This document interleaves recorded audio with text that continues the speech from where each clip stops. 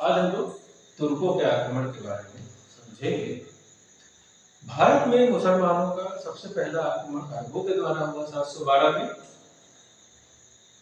मगर इस समय कई राजवंश आए जिसमें गुर्जर प्रतिहार आदि थे और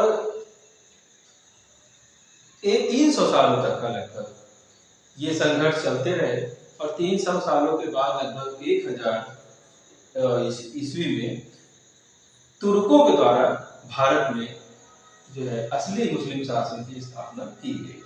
तुर्क मुसलमान जो थे वो बेसिकली चीन के उत्तर पश्चिम सीमाओं पर निवास करने वाली एक लड़ाकू और बर्बर जातियां थी।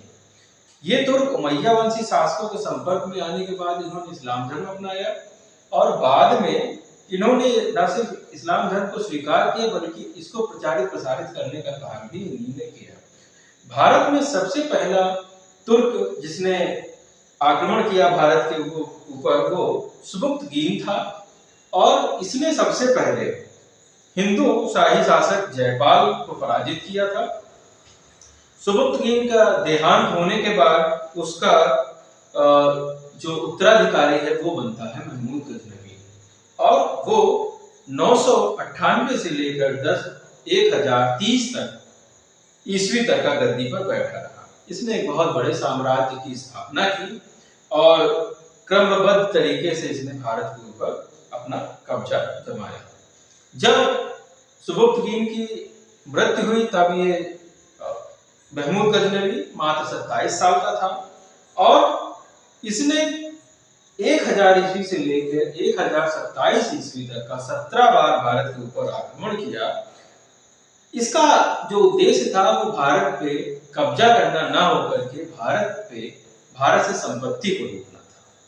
महमूद गजनवी ने जो आक्रमण शुरू किए वो सबसे पहला जो आक्रमण सीमावर्ती प्रदेश था हिंदू कुश शासक जयपाल जो कि पेशावर के निकट था उसको सबसे पहले इसने पराजित किया।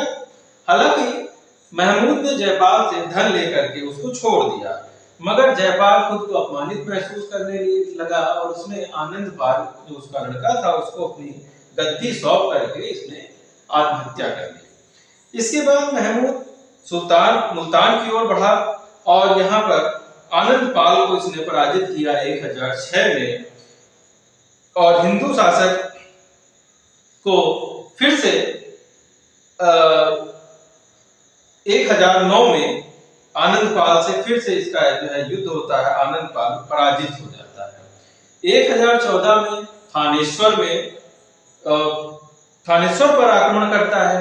दिल्ली का जो शासक है वो आसपास के शासकों से मिल करके काफी विरोध करता है मगर इसके बावजूद भी ये असफल रहते हैं और महमूद गजनवी वहां पर कब्जा कर लेता है। 1018 में महमूद कन्नौज पर आक्रमण करता है और इसके बाद बुलंदशहर के राजा हरदत्त आत्मसमर्पण कर देते हैं परंतु मथुरा के जो शासक हैं कुलचंद वो युद्ध भूमि में मारे जाते हैं।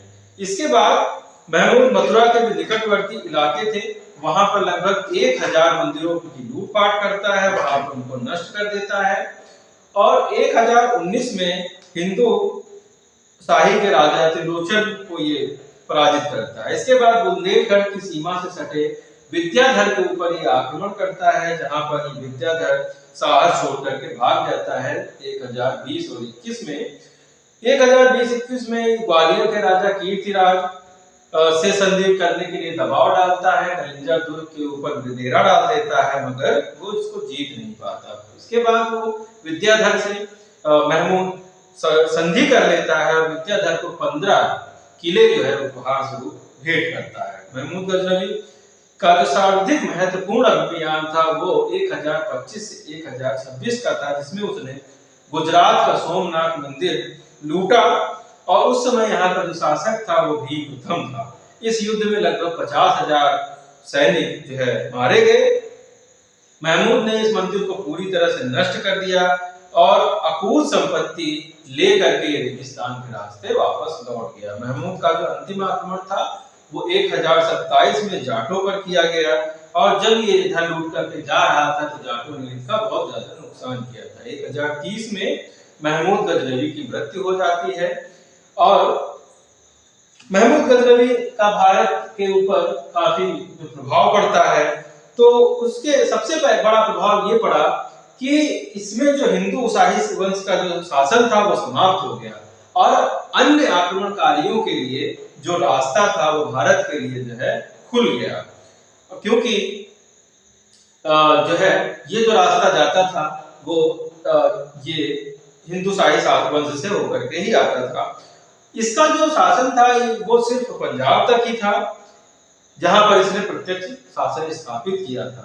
महमूद के आक्रमण का जो सीधा प्रभाव अर्थव्यवस्था पर पड़ा, क्योंकि अधिकांश संपत्ति जो है महमूद लूट करके लेके जा चुका था। धर्म के ऊपर भी बहुत प्रभाव पड़ता है, क्योंकि इस समय भारत में बहुत सारे लोग जो थे वो इस्लाम धर्म को कबूल कर लेते हैं। इस प्रकार से भारत में मुस्लिम धर्म की जो जड़ें थी वो बहुत ज्यादा मजबूत हो जाती हैं। भारत में जो वास्तविक संस्थापक है वो मोहम्मद गौरी, जिसे शिहाबुद्दीन उर्फ मुइजुद्दीन मोहम्मद गौरी है। इसको वास्तविक संस्थापक इसलिए माना जाता है क्योंकि अरबों ने जो आक्रमण किए थे वहां पर मोहम्मद बिन कासिम, जिसने कि सिंध पर विजय प्राप्त की, मगर उसकी मृत्यु हो जाती है। इसके बाद दूसरा जो सफल आक्रमणकारी है वो महमूद गजनवी है, जिसका उद्देश्य भारत के ऊपर कब्जा करना ना होकर के वहां पर सिर्फ लूटपाट तक ही सीमित रह जाता है। मोहम्मद गौरी पहला ऐसा शासक है जो कि लूटपाट के इरादे से नहीं बल्कि भारत पर शासन करने के इरादे से इसके ऊपर कब्जा करता है। 12वीं शताब्दी के मध्य में गौर वंश का उदय होता है और महमूद गजनवी के अधीन एक छोटा सा पहाड़ी राज्य 1173 में हुआ करता था और यहाँ पर गौर का शासन हुआ करता था। साम्राज्य की स्थापना के उद्देश्य से उसने 1175 से लेकर 1205 तक का मोहम्मद गौरी ने भारत के ऊपर कई बार आक्रमण किए। और सबसे पहले उसने 1175 में मुल्तान के मुसलमानों को परास्त करके उसके ऊपर अधिकार कर लिया। इसके बाद 1178 में उसने पाटन गुजरात पर चढ़ाई की। यहाँ पर शासक भीम द्वितीय था। भीम द्वितीय से मोहम्मद गौरी हार जाता है और ये मोहम्मद गौरी की पहली जो है पराजय होती है भारत में। इसके बाद 1179 में पेशावर पर अपना नियंत्रण करता है, लाहौर पंजाब पर आक्रमण करता है और इसके बाद 1185 में गौरी सियालकोट को जीत लेता है। 1186 में लाहौर के ऊपर ये दोबारा से जो है इसको लड़ करके वहां के राजा को एक बंदी बना लेता है जो कि खुसरो हुआ करता था। इसके बाद मोहम्मद गौरी भटिंडा का दुर्ग जीतता है और भटिंडा का जो दुर्ग था उस समय पृथ्वीराज चौहान के शासन में था, जिससे पृथ्वीराज चौहान को बहुत ज्यादा क्रोध आता है और यही तराई का जो प्रथम युद्ध है उसकी ही वजह बनता है। और 1191 में तराई में मोहम्मद गौरी और पृथ्वीराज चौहान का युद्ध होता है, जिसमें पृथ्वीराज चौहान मोहम्मद गौरी को परास्त करते हैं। और 1192 में मोहम्मद गौरी पुनः जो है तैयारी के साथ आता है और दोबारा से तराई का युद्ध होता है, जिसमें कि पृथ्वीराज चौहान हार जाते हैं और उनको बंदी बना लिया जाता है और उनकी मृत्यु हो जाती है। 1194 में मोहम्मद गौरी की चंदावर में लड़ाई होती है, जहां का जो शासक जयचंद है उसको इन्होंने हराया और इस प्रकार से इनका जो नियंत्रण था वो पूर्वी उत्तर प्रदेश से लेकर बनारस तक का इसका नियंत्रण स्थापित हो गया। 1205 में मोहम्मद गौरी का जो पंजाब की कुखड़ जातियों के साथ इसका युद्ध होता है और 1206 में मोहम्मद गौरी जब सिंध से लौटता हुआ जाता है तो वहां पर जो लड़ाकू प्रजातियां थी वहां भी उसके ऊपर हमला कर देती हैं, जिसमें वो मारा जाता है। मोहम्मद गौरी का अगर मूल्यांकन हम लोग देखें तो मोहम्मद गौरी एक ऐसा साम्राज्य स्थापित करने में सफल हुआ जो कि कई शताब्दियों तक का भारत में रहा। इसके अलावा मोहम्मद गौरी के साथ मोइनुद्दीन चिश्ती, संत शेख मोइनुद्दीन चिश्ती आए थे। उन्होंने चिश्ती सिलसिले का की जो है शुरुआत भारत में की थी। मोहम्मद गौरी सिक्कों के ऊपर कलमा और लक्ष्मी की मूर्ति, लक्ष्मी की आकृति एक साथ रहा करती थी। भारत पर तुर्कों की विजय से जो प्रभाव पड़े वो इस प्रकार से हुए कि अब जो बहुराज्य तंत्र जो थे उनकी समाप्ति हो गई थी, केंद्रीकरण साधन की जो है शुरुआत हो चुकी थी, सामंतवाद जो है समाप्त हो रहा था, निरंकुशवादिता जो है शुरू हो रही थी। इस प्रकार से एक शहरी अर्थव्यवस्था का उदय हुआ और युद्ध करना, अब सबसे बड़ा जो झटका लगा वो ये था कि जाति व्यवस्था के ऊपर चोट हुई, क्योंकि अब युद्ध लड़ना किसी जाति विशेष का कार्य न रह करके बल्कि ये योग्यता की बात कही जाने लगी और कोई भी सेना में जो योग्य है वो भर्ती हो सकता था। इस प्रकार जो प्रशासन था वहां पर फारसी जो है एक भाषा, प्रशासन की भाषा फारसी थी, और जो लोग जाति व्यवस्था से परेशान थे उन लोगों ने इनका जो है समर्थन किया, मोहम्मद गौरी का।